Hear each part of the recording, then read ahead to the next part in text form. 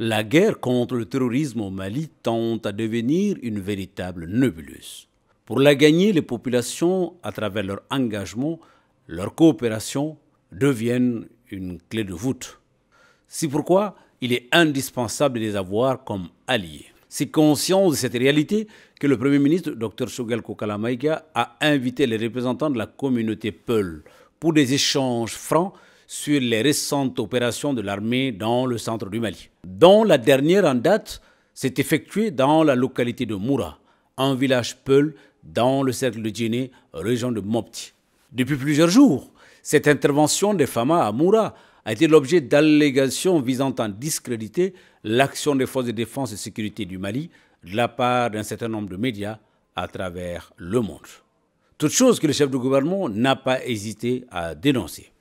Notons qu'ils étaient plusieurs leaders de communauté Peul à prendre part à ce cadre d'échange d'envergure ce mercredi 6 avril 2022 à la primature. Dans ses mots d'ouverture, le Dr Maïga a peint le tableau de l'évolution de la situation sécuritaire dans notre pays. Il a également expliqué que les autorités de la transition ont décidé de diversifier leurs partenaires. C'est cette décision qui explique l'acharnement d'un certain partenaire mécontent contre les autorités et les forces armées maliennes. Quant aux opérations conduites par les FAMA à Moura, le Premier ministre rassure. Je crois que tout le monde sait, tous les hommes de bonne foi savent que tous les terroristes ne sont pas Peul. Tous les djihadistes ne sont pas Peul. Tous les Peul ne sont pas non plus terroristes ni djihadistes. Parmi les terroristes et les djihadistes, il y a beaucoup de nationalités. Beaucoup. Y compris des nationalités étrangères. Depuis quelques jours, il y a une campagne contre l'armée malienne et contre le gouvernement, consécutivement à ce qui s'est passé à Moura. Ce qui s'est passé en réalité à Moura, c'est qu'aujourd'hui, on a les moyens d'observation. C'est avec ces moyens que nous avons neutralisé les nids de terroristes dans la forêt du Ouagadougou, à la frontière avec la Mauritanie. À Moura, en réalité, les moyens dont l'armée dispose aujourd'hui lui a permis d'observer pendant des jours et utiliser aussi les renseignements humains pour se rendre compte qu'il y a un regroupement des mouvements terroristes à Moura. Et ces moyens ont permis de comprendre aussi que c'était des planifications des actions futures contre l'armée. La meilleure façon de perdre la guerre contre le terrorisme, c'est d'avoir les populations contre l'armée. C'est quelqu'un qui en est conscient, c'est bien les militaires. Et le président en particulier. Moi, je suis témoin plusieurs fois quand il donne des instructions dans ce sens en disant de faire beaucoup attention. Les terroristes se mêlent souvent à la population civile avec comme objectif d'amener les forces de défense et de sécurité à commettre des erreurs qui vont être exploitées. Dans le cas spécifique de Moura, c'est des terroristes que l'armée a neutralisés.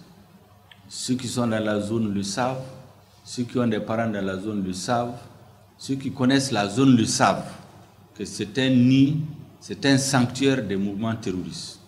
Après le Premier ministre, le président de l'association Tabta Poulakou s'est exprimé au nom de toute la communauté Peul.